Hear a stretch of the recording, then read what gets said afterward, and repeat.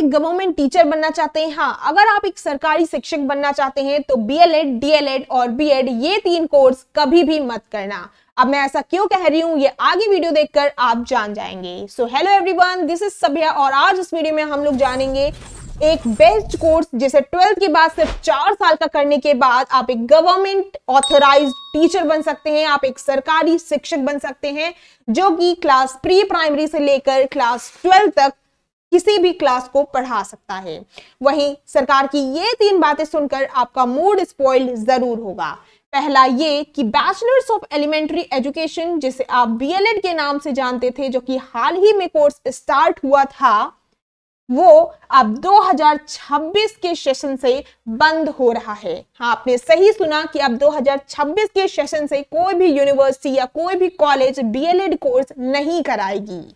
Second one is that कि DLED course जो भी बच्चे 3 या 4 साल का ग्रेजुएशन करने के बाद DLED कोर्स करते थे और वो चाहते थे कि वो एक टीचर बने, सो आपको सिर्फ और सिर्फ प्राइमरी वैकेंसी में फिल करने के लिए एलिजिबिलिटी रखी गई है। यानी आप सिर्फ क्लास 1 to 5th के ही शिक्षक बन सकते हैं, आपको TGT और PGT से बाहर किया जाता है, क्योंकि TGT और PGT के शिक्षक बनने के लिए अब BEd को कंपलसरी कर दिया गया है। रही बात तीसरी यानी BEd की, तो 3 या 4 साल का ग्रेजुएशन करने के बाद जो बच्चे BEd करते थे यानी बैचलर्स इन एजुकेशन, ऐसा बोला जा रहा है कि BEd की जो मान्यता है वो सिर्फ साल 2030 तक ही रहेगी। यानी जिन बच्चों ने BEd किया है उनकी जो डिग्री है वो सिर्फ 2030 तक ही मान्य रहेगी। उसके बाद क्या, ये एक बड़ा क्वेश्चन है, क्योंकि सरकार आजकल कुछ भी कर रही है, कुछ समझ में नहीं आ रहा है। तो ये तो थी बात इन 3 कोर्सेज की जो कि रेगुलरली चलते आ रहे हैं, लेकिन अब एक ऐसा कोर्स आया है जो कि BEd और ग्रेजुएशन दोनों डिग्री आपको साथ में प्रोवाइड कर रहा है।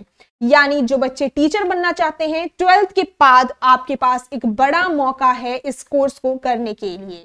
तो इस साल इसके एडमिशन प्रोसेस कंप्लीट हो चुके हैं, यानी सेशन 2025 और 26 का एडमिशन पूरा हो चुका है। लेकिन अगले साल जो बच्चे क्लास 12th में हैं इस बार और टीचर बनना चाहते हैं, आप लोग के लिए एक बड़ा मौका है कि आप लोग इस कोर्स को कर सकते हैं और 4 साल का कोर्स करने के बाद आप एक टीचर बन सकते हैं। तो ये कोर्स है ITEP यानी इंटीग्रेटेड टीचर एजुकेशन प्रोग्राम। अब ये इंटीग्रेटेड क्यों कहा जा रहा है, क्योंकि यहाँ पे आपको ग्रेजुएशन की डिग्री भी दी जा रही है और साथ साथ में आपको टीचर एलिजिबिलिटी की भी डिग्री दी जा रही है। और सबसे बड़ी बात यह है कि ग्रेजुएशन आपको आपके पसंदीदा सब्जेक्ट में प्रोवाइड किया जा रहा है। ITEP एक 4 साल का इंटीग्रेटेड कोर्स है जो कि आपकी 2 डिग्री प्रोवाइड कर रहा है, ग्रेजुएशन और टीचर एलिजिबिलिटी दोनों। यानी आप ग्रेजुएशन की जितनी भी भर्तियां आती हैं, ग्रेजुएशन लेवल की जितनी भी वैकेंसीज, जितनी भी जॉब्स रहती हैं, उनमें भी अप्लाई कर सकते हैं और टीचर भी बन सकते हैं, जो कि आपके लिए ये एक बैक प्लान भी हो सकता है। सो ITEP कोर्स के द्वारा आप सेंट्रल स्टेट यूनिवर्सिटी या इंस्टीट्यूशंस जैसे कि IIT यानी इंडियन इंस्टीट्यूट ऑफ टेक्नोलॉजी और NIT यानी नेशनल इंस्टीट्यूट ऑफ टेक्नोलॉजी जैसे इंस्टीट्यूशंस में एडमिशन ले सकते हैं, जो कि गवर्नमेंट कॉलेजेस। तो सबसे पहले यहाँ पे जान लेते हैं कि ITEP यानी इंटीग्रेटेड टीचर एजुकेशन प्रोग्राम कौन सी एजेंसी करा रही है। तो NTA यानी नेशनल टेस्टिंग एजेंसी आपका ये कोर्स ऑर्गेनाइज कराती है, इसका एंट्रेंस ऑर्गेनाइज करती है। इसके एंट्रेंस का नाम है नेशनल कॉमन एंट्रेंस टेस्ट। ये कॉमन एंट्रेंस टेस्ट होता है कई सारी इंस्टीट्यूशंस और गवर्नमेंट कॉलेजेस में एडमिशन लेने के लिए, जो कि अगर आपको ITEP में एडमिशन लेना है तो ये टेस्ट आपको देना और पास करना बहुत ज्यादा ही इंपॉर्टेंट है। सो चलिए जानते हैं हर एक चीज ITEP के बारे में कि क्या क्या चीजें इंक्लूड हो रही हैं ITEP कोर्स में, क्या उसकी जो मोड ऑफ एग्जामिनेशन क्या है, मीडियम ऑफ एग्जामिनेशन क्या है, पैटर्न क्या है एग्जामिनेशन का, कौन कौन से सब्जेक्ट्स आएंगे आपके एंट्रेंस टेस्ट में, सिलेबस क्या है, ड्यूरेशन ऑफ द टेस्ट क्या है, एलिजिबिलिटी कौन सी है और कौन कौन सी ऐसी यूनिवर्सिटीज या इंस्टीट्यूशंस हैं इनकी लिस्ट एक पूरी दी हुई है। रिजर्वेशन का क्या क्राइटेरिया है, चाहे वो पीडब्ल्यूडी कैटेगरीज के लिए हो, चाहे वो स्क्राइब के लिए अगर आप अप्लाई कर रहे हैं तो क्या प्रोसीजर है इसका। सिटीज, चॉइस ऑफ सिटीज, कौन कौन सी सिटीज में आपको यहाँ पे एंट्रेंस एग्जाम देने के लिए चॉइस फिलिंग करनी पड़ती है। एग्जामिनेशन का क्या शेड्यूल है, मार्किंग स्कीम क्या है एग्जामिनेशन की, कौन से लैंग्वेज में आप पेपर अटेम्प्ट कर सकते हैं, कौन से लैंग्वेज में आप पेपर दे सकते हैं, तो एटसेट्रा हम सारी ही बातों को आज 1 बाय 1 जानेंगे। तो सबसे पहले जान लेते हैं कि आईटेप कोर्स जो है वो किस मीडियम से होता है। सो आईटेप कोर्स आपका कंप्यूटर बेस्ड यानी सीबीटी मोड होता है। यहाँ पे आपको कंप्यूटर स्क्रीन में क्वेश्चंस दिए जाएंगे जिन्हें आपको अटेम्प्ट करना होता है। ऑनलाइन सबमिशन ऑफ एप्लीकेशन, ये 2025 का प्रोसीजर पूरा हो चुका है। 2026 के लिए मैं बता रही हूँ कि जैसे आपका एप्लीकेशन फॉर्म कब आता है, तो फरवरी या मार्च के महीने में आपका इसका एप्लीकेशन फॉर्म फिल करने के लिए आ जाता है। सो आप लोग अगले साल रेडी रहिएगा। एंड एग्जामिनेशन की डेट क्या होती है, अप्रैल, यानी यहाँ पे अप्रॉक्स आपको 2 मंथ्स या 1.5 मंथ मिलता है for the preparation. Okay, so fee structure क्या है एप्लीकेशन फी के लिए। जनरल कैटेगरी के लिए आपके 1200 रुपए है, ओबीसी, एनसीएल और ईडब्ल्यूएस के लिए आपकी 1000 रुपए है application fee, and SC, ST, PwD और थर्ड जेंडर आप लोग के लिए 650 है। नेक्स्ट देख लेते हैं कि मोड ऑफ टेस्ट क्या है। So mode of test already मैंने आपको बता दिया है, सीबीटी बेस्ड आपका पेपर होगा। टेस्ट पैटर्न क्या है आपका, एमसीक्यू यानी ऑब्जेक्टिव टाइप क्वेश्चंस आपको पेपर में देखने मिलेंगे। और मीडियम क्या होगा, यानी कौन कौन सी लैंग्वेजेस में पेपर होगा, तो पेपर 13 लैंग्वेजेस में है। आप इनमें से कोई भी लैंग्वेज अपने कन्वीनियंस के हिसाब से सिलेक्ट कर सकते हैं। अब बात करते हैं सिलेबस की। तो सिलेबस मेनली 4 कैटेगरीज में यहाँ पे बटा हुआ है। पहला है लैंग्वेज, जिसमें आपको इसके बारे में हम डिटेल में नीचे अभी समझेंगे, मैं यहाँ पे बता रही हूँ। सो लैंग्वेज आपको यहाँ पे सिलेक्ट करनी होती है। डोमेन, सब्जेक्ट, जनरल टेस्ट और टीचिंग एप्टीट्यूड, ये 4 कैटेगरीज होती हैं, इनमें से ही आपका पेपर आता है।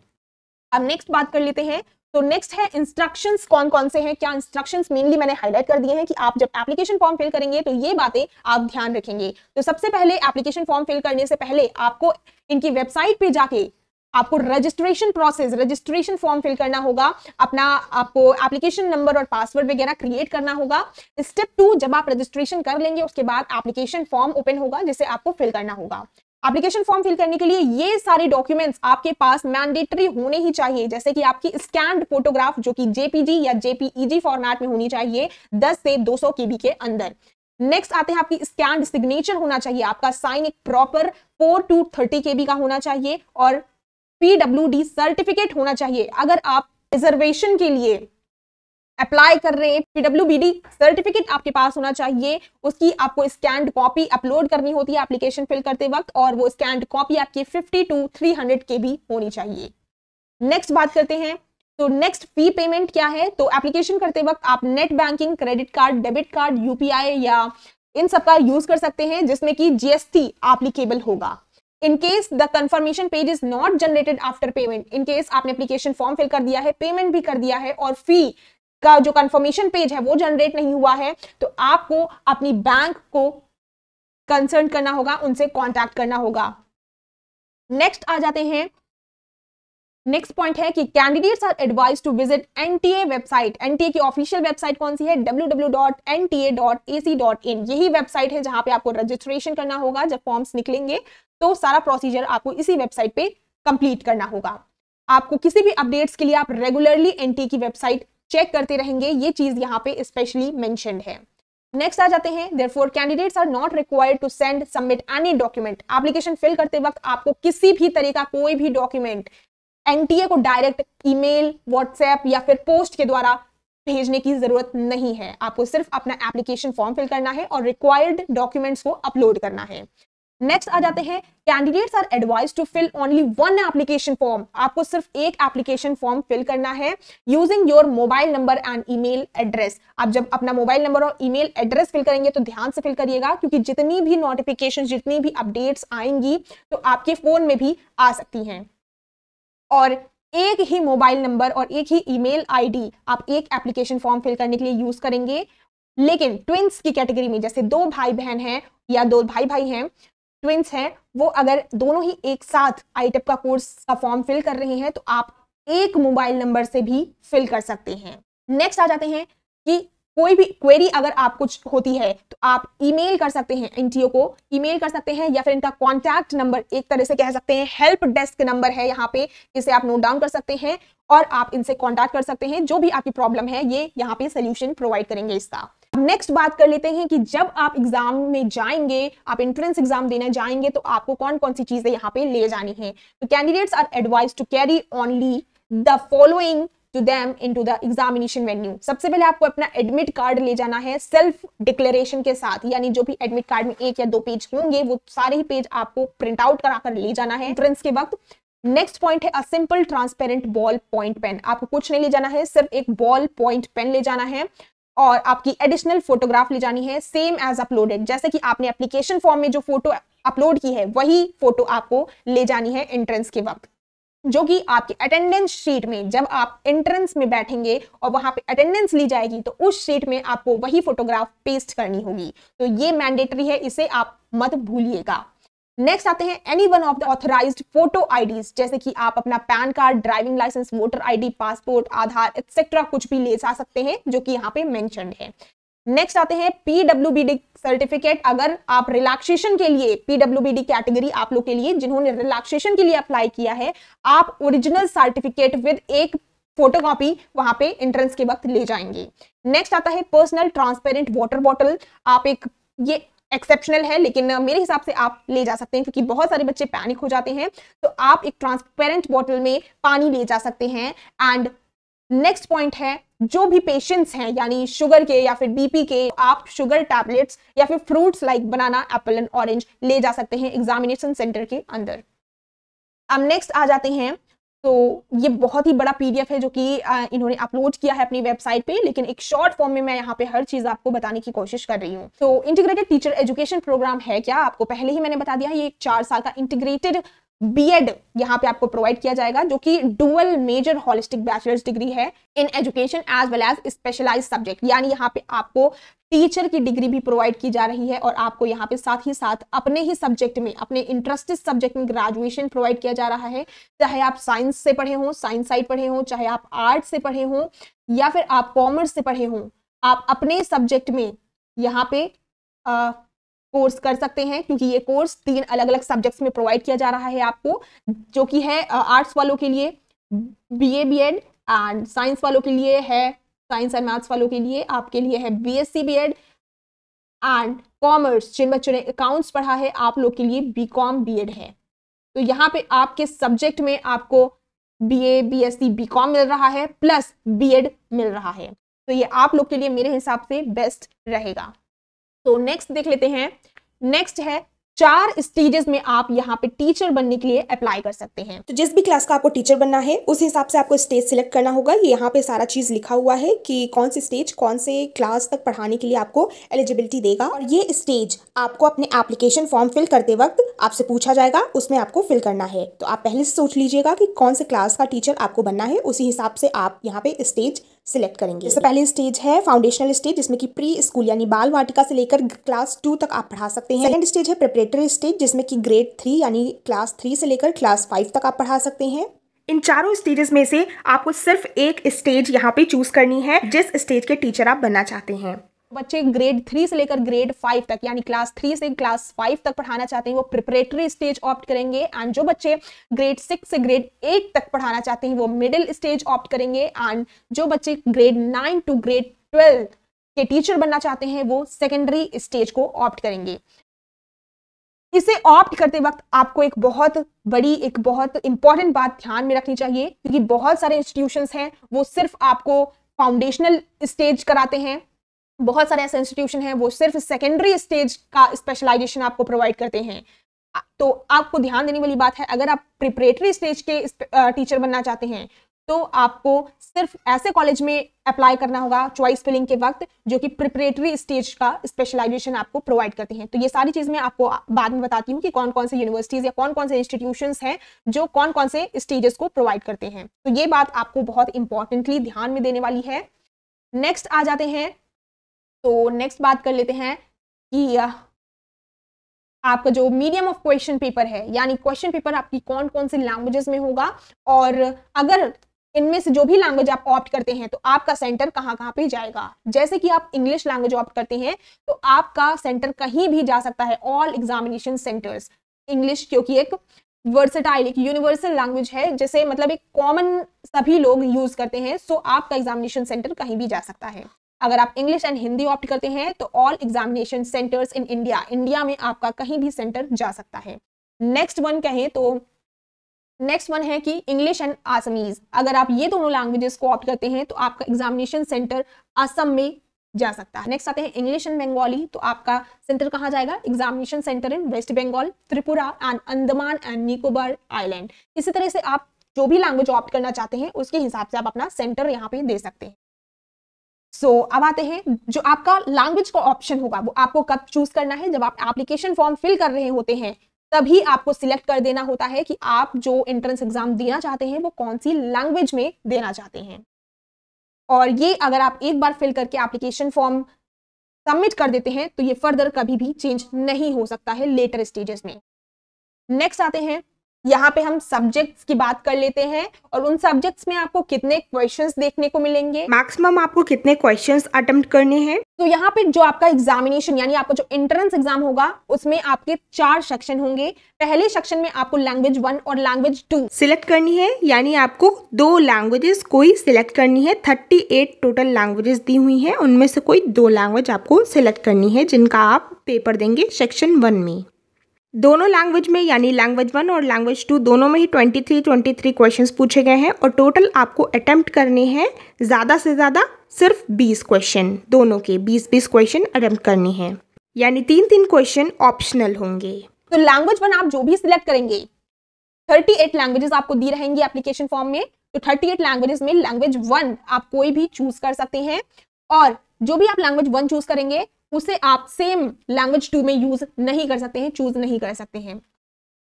नेक्स्ट आता है सेक्शन 2। सेक्शन 2 आपका डोमेन स्पेसिफिक सब्जेक्ट होता है जिसमें कि आपको 3 सब्जेक्ट सिलेक्ट करने होते हैं। आपके पास चॉइस रहती है, आप यहाँ पे दी हुई है 26 डोमेन स्पेसिफिक सब्जेक्ट्स हैं।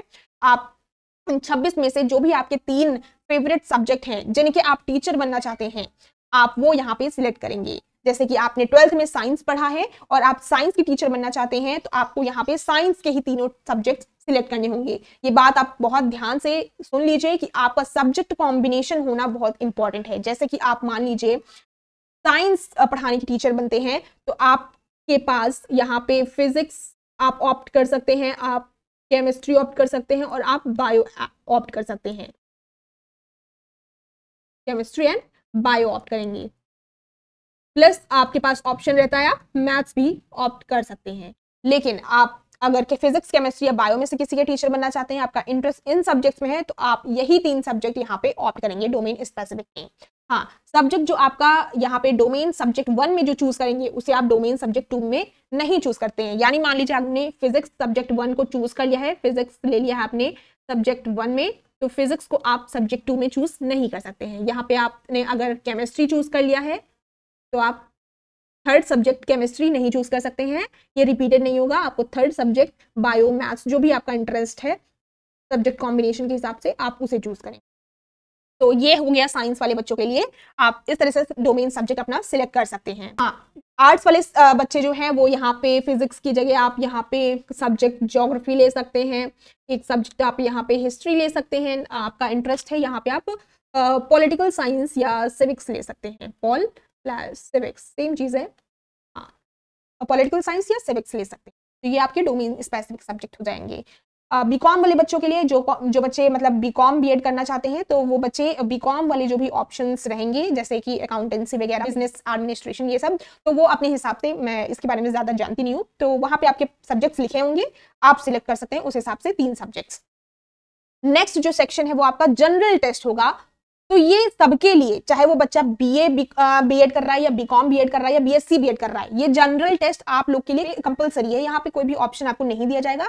ये सारे ही बच्चों के लिए, ये 2 सेक्शन 3 एंड सेक्शन 4, ये सारे ही बच्चों के लिए सेम आएंगे, मिक्स्ड जो भी इनमें सब्जेक्ट आएगा। तो जनरल टेस्ट में बेसिकली आपका जनरल, आपका कह सकते हैं कि आपकी जनरल ज्योग्राफी आ गई, जनरल हिस्ट्री आ गई, आपका बेसिक मैथ्स आ गया, बेसिक साइंस के सब्जेक्ट्स आ गए, तो ये सारी ही मिक्सचर रहेगी। आपका क्लास लेवल के सारे ही मिक्स सब्जेक्ट यहाँ पे आएंगे जनरल टेस्ट में, जो कि सारे ही सब्जेक्ट के यानी बीए, बीकॉम और बीएससी, बीएड जो बच्चे करना चाहते हैं, तीनों कैटेगरी आप लोग के लिए सेम आएगा, ये दोनों ही। टीचिंग एप्टीट्यूड में भी आपको देखिए, टीचिंग एप्टीट्यूड में टोटल 23 क्वेश्चंस पूछे जाएंगे, जिसमें कि आपको 20 क्वेश्चंस करने हैं, एंड जनरल टेस्ट में आपको 28 क्वेश्चंस पूछे जाएंगे, जिसमें कि आपको 25 क्वेश्चंस करने हैं। स्पेसिफिक सब्जेक्ट रहेंगे 3, यानी जैसे कि आपने डोमेन स्पेसिफिक सब्जेक्ट में फिजिक्स सब्जेक्ट 1 में चूज किया है, सब्जेक्ट 2 में आपने केमिस्ट्री लिया है और सब्जेक्ट 3 में आपने बायो लिया है, साइंस वाले बच्चों के लिए बता रही हूँ। तो जो भी सब्जेक्ट आप डोमेन स्पेसिफिक में जो 3 सब्जेक्ट सिलेक्ट करेंगे, तो ये सारे सब्जेक्ट 12th के लेवल से आपको पूछे जाएंगे, जो भी आपका एंट्रेंस एग्जाम होगा। तो सेक्शन 2 से आपका जो भी सब्जेक्ट आप सिलेक्ट करेंगे अपने फेवरेट सब्जेक्ट, तो वो 12th लेवल के आएंगे, ठीक है। ये ऑप्शनल है, जैसे आर्ट्स वाले बच्चे हिस्ट्री, आपका हिस्ट्री, सिविक्स या ज्योग्राफी ये सिलेक्ट करेंगे, तो उनके लिए इन 3 सब्जेक्ट्स के 12th लेवल में आएंगे।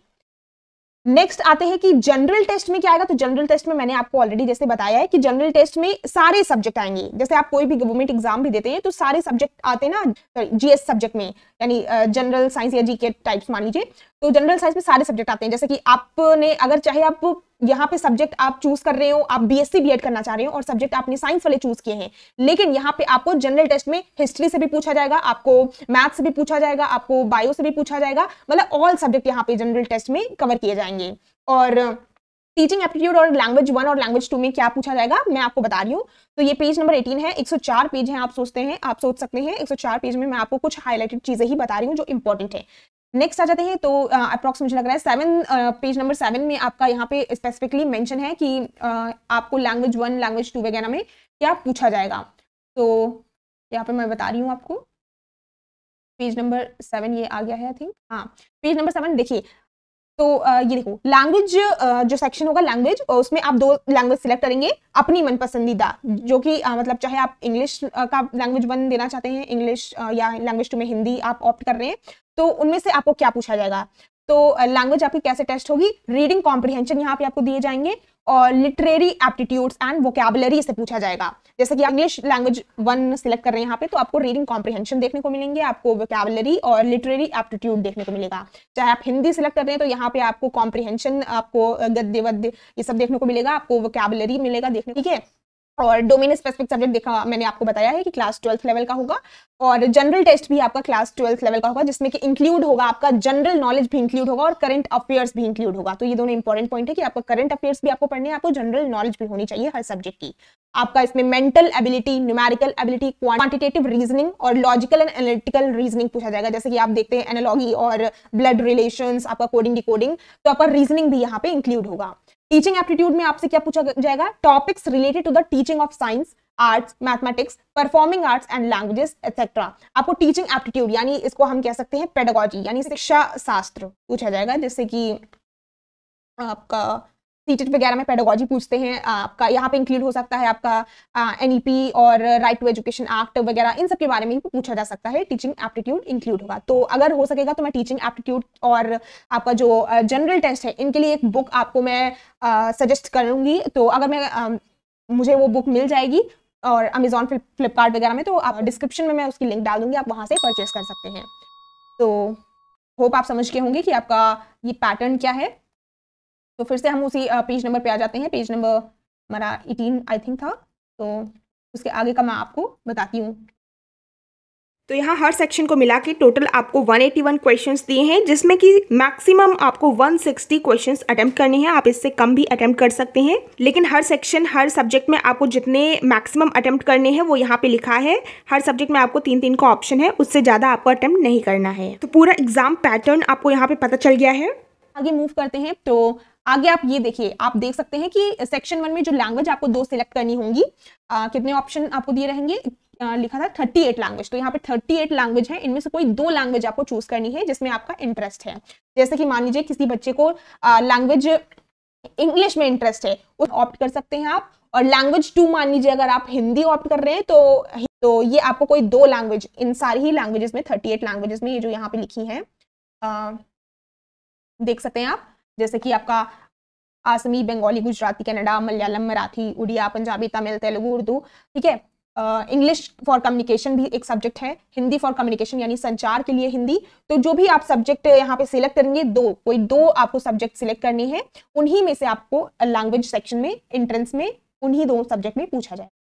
सेक्शन 2 में आप देख सकते हैं, यहाँ पे सेक्शन 2 में आपका जो कि डोमेन स्पेसिफिक सब्जेक्ट है, जहां पे आपको कोई तीन सब्जेक्ट आपको सिलेक्ट करने हैं। इन सारे ही सब्जेक्ट में से कोई भी सब्जेक्ट रिपीटेड नहीं होगा। जैसे कि सब्जेक्ट 1 आप अकाउंटेंसी ले रहे हैं तो सब्जेक्ट 2 आप अकाउंटेंसी नहीं ले सकते हैं। बाकी जो 25 सब्जेक्ट्स बचेंगे उनमें से आप अपना सब्जेक्ट 2 सिलेक्ट करेंगे। तो ये सारे आप देख सकते हैं सब्जेक्ट्स हैं, आप अपने हिसाब से पहले से ही चॉइस चूज करके रख सकते हैं, और जब एप्लीकेशन फॉर्म आप फिल करेंगे तो आपके लिए आसानी होगी कि आप कौन सा सब्जेक्ट यहाँ पे पढ़ना चाहते हैं, कौन से सब्जेक्ट के आप टीचर बनना चाहते हैं, या फिर उसी सब्जेक्ट को आप चूज करिएगा जिस सब्जेक्ट से आपने क्लास 12th पास आउट किया है। ये मेरा एक पर्सनल सजेशन है, क्योंकि सब्जेक्ट कॉम्बिनेशन अगर आपका नहीं होगा तो कोई भी कोर्स आपके लिए प्रॉफिटेबल नहीं होगा। तो आप ये देख सकते हैं यहाँ पे सारे ही सब्जेक्ट लिखे हुए हैं, लाइक जैसे कि आर्ट्स वाले बच्चे हैं तो आपके लिए हिस्ट्री है, आपके लिए जूलॉजी ज्योग्राफी है, आपके लिए यहाँ पे पॉलिटिकल साइंस वगैरह है। साइंस वाले बच्चों के लिए आपके लिए देखिए यहाँ पे biology, biological studies, biotechnology, biochemistry है, आपके लिए केमिस्ट्री है। यहाँ पे आर्ट्स वाले बच्चों के लिए एक और ऑप्शन है, सोशियोलॉजी है। बाकी फिजिकल एजुकेशन में भी है यहाँ पे। मैथ्स वाले बच्चों के लिए मैथमेटिक्स है, अप्लाइड मैथमेटिक्स है, और आप लोग के लिए यहाँ पे फिजिक्स वगैरह है। अकाउंट्स वाले बच्चों के लिए इकोनॉमिक्स है। तो जो भी आपको सब्जेक्ट यहाँ पे 3 सिलेक्ट करने हैं आप कर सकते हैं, 12th के हिसाब से करिएगा, सब्जेक्ट कॉम्बिनेशन के हिसाब से करिए। सेक्शन 3 में कोई भी आपका चॉइस नहीं दी जाएगी आपको, ये दोनों ही सभी तीनों कैटेगरीज के लिए कंपलसरी हैं। तो ड्यूरेशन ऑफ टेस्ट क्या है, आपने देखा 181 क्वेश्चन आएंगे, जिसमें से आपको कितने अटेम्प्ट करने हैं, 160 अटेम्प्ट करने हैं। तो 160 क्वेश्चन अटेम्प्ट करने के लिए आपको यहाँ पे 180 मिनट दिए जा रहे हैं, 180 मिनट्स दिए जा रहे हैं। और आपका जो पेपर होता है वो 2 शिफ्ट में होता है, और ये चेंज भी हो सकता है अगले साल के हिसाब से।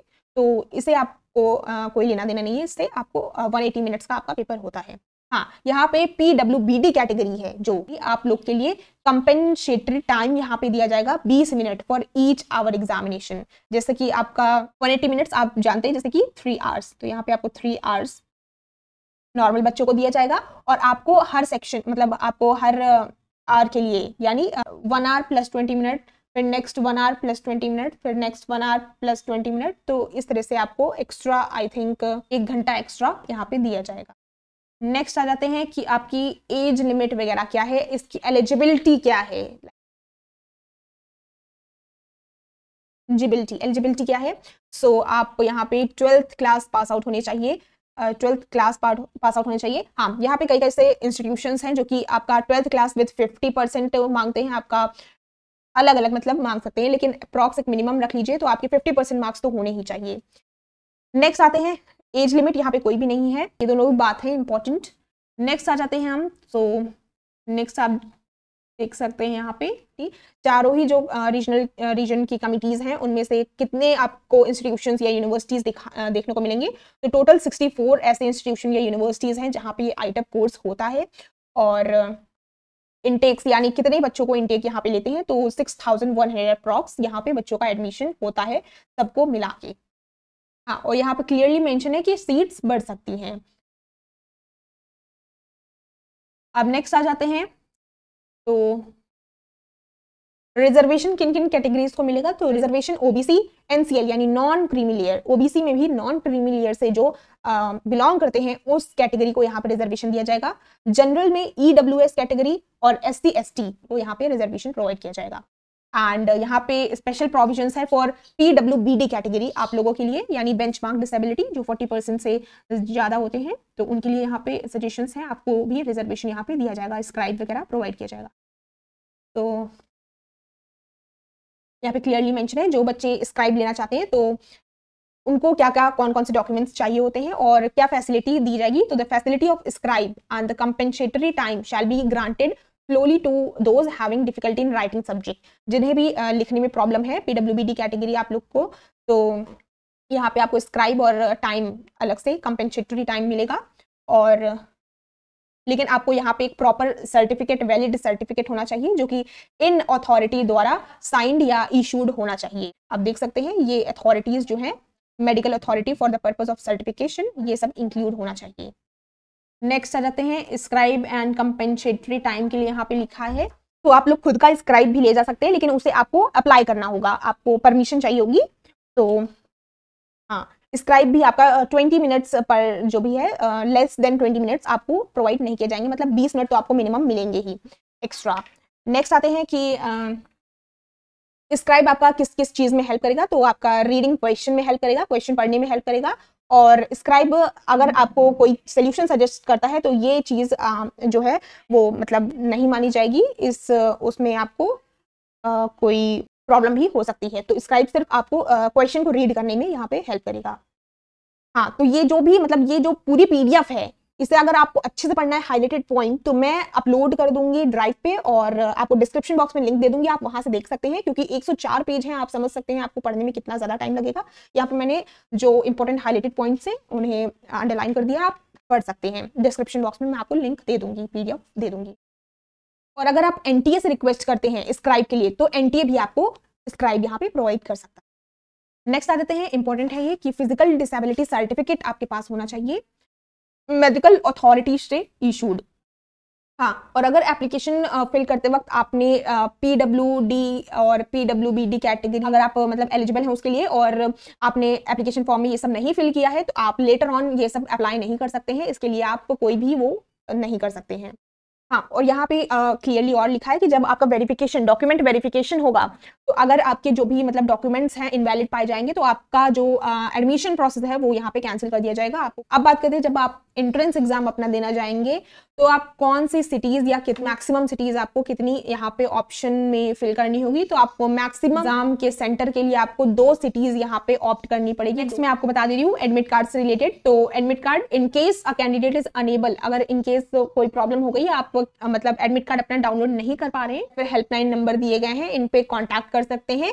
लेकिन टाइमिंग भी स्पेसिफिकली यहाँ पे दी हुई है 10 AM to 5 PM। अब नेक्स्ट मूव करते हैं। नेक्स्ट है तो इस साल 2025 में जिन बच्चों ने फिल किया था फॉर्म, तो उनका अप्रैल को पेपर था, ट्यूसडे पढ़ रहा था उस दिन।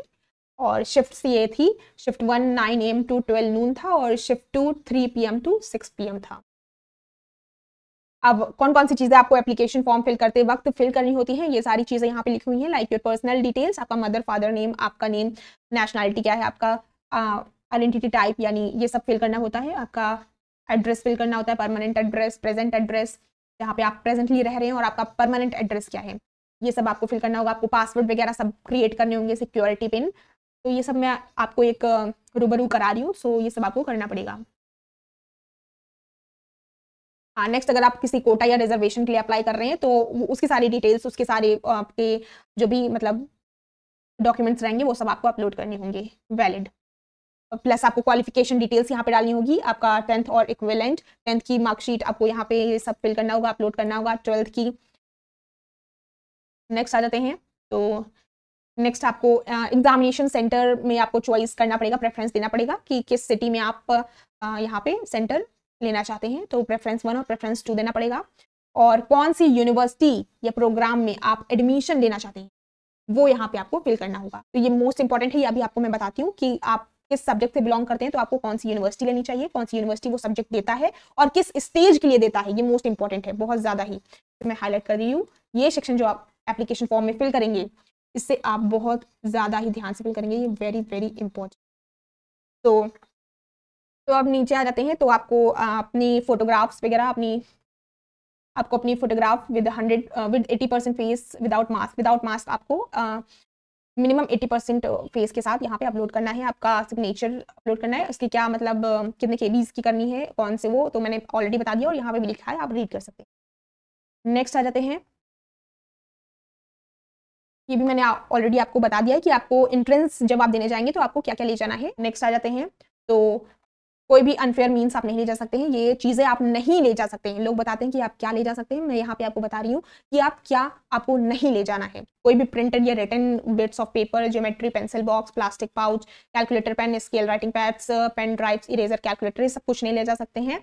Goggles, handbags, belt, cap etcetera, ये कुछ नहीं ले जा सकते हैं। रिस्ट वॉच, ब्रेसलेट, कैमरा या ornament, metallic items, any food और any communication devices like Bluetooth, camera, microchip, ये सब कुछ नहीं ले सकते हैं। ईयरफोन, ब्लूटूथ, मतलब बेसिकली ये तो हर पेपर में ही अलाउड नहीं रहते हैं, बट मैंने हाईलाइट कर दिया कि आप वॉलेट और हैंड बैग या बेल्ट भी नहीं ले जा सकते। कुछ लोग बेल्ट भी लगाते हैं, तो आपको बेल्ट भी यहाँ पे अलाउड नहीं है।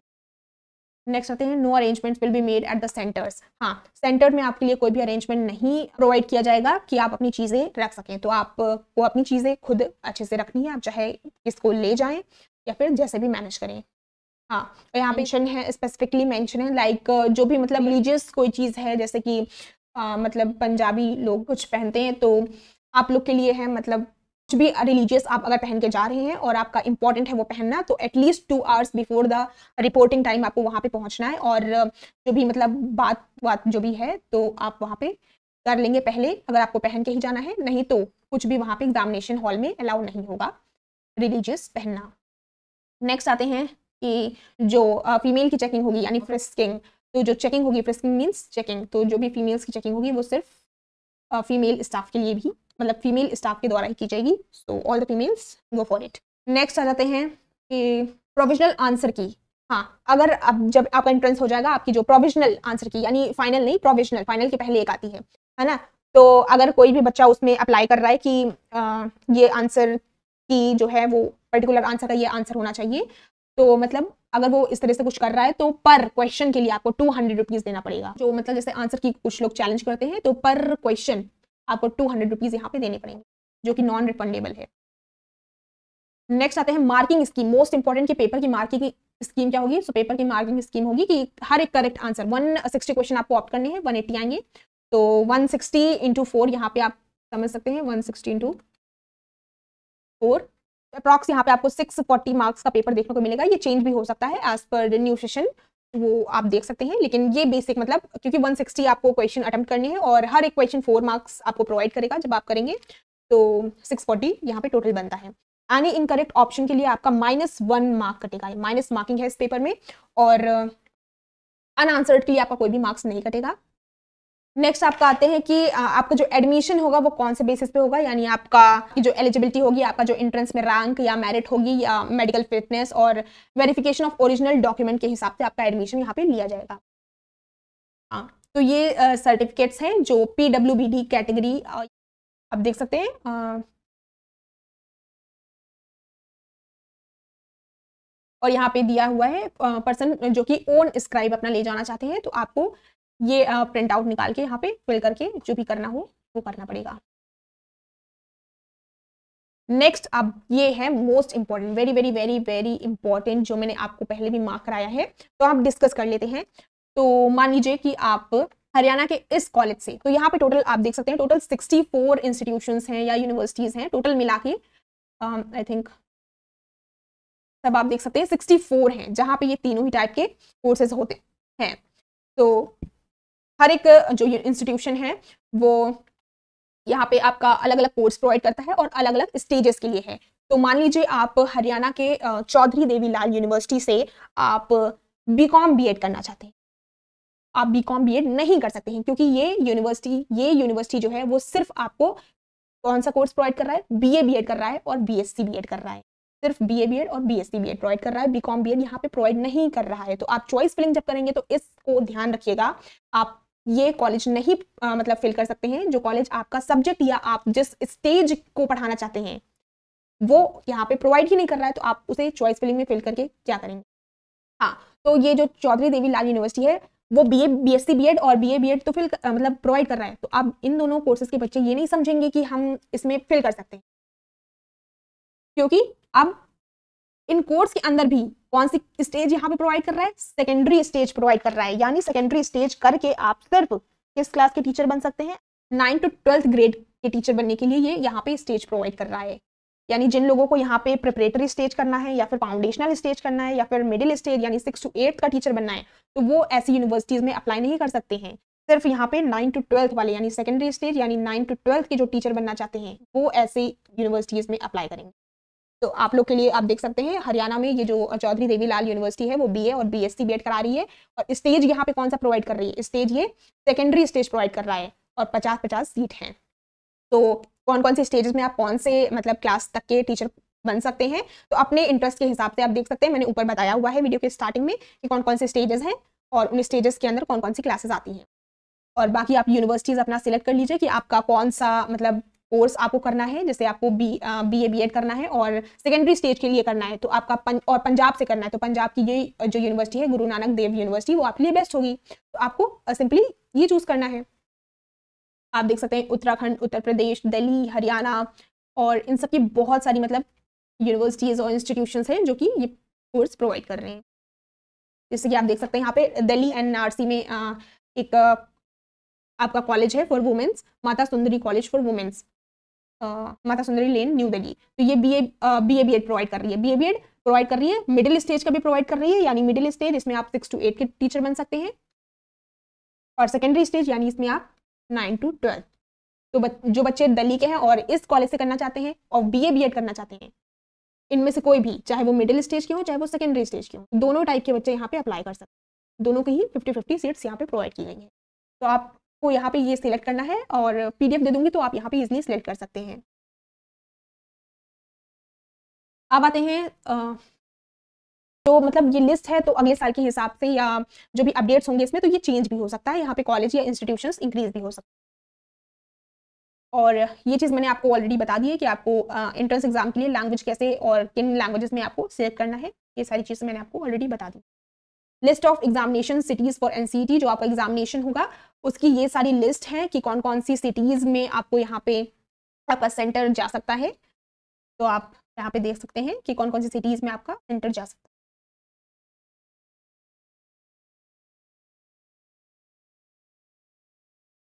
आपको इन सारी सिटीज़ में यानी 178 सिटीज़ में सिर्फ आपको 2 सिटीज़ चॉइस करनी है, चूज़ करनी है।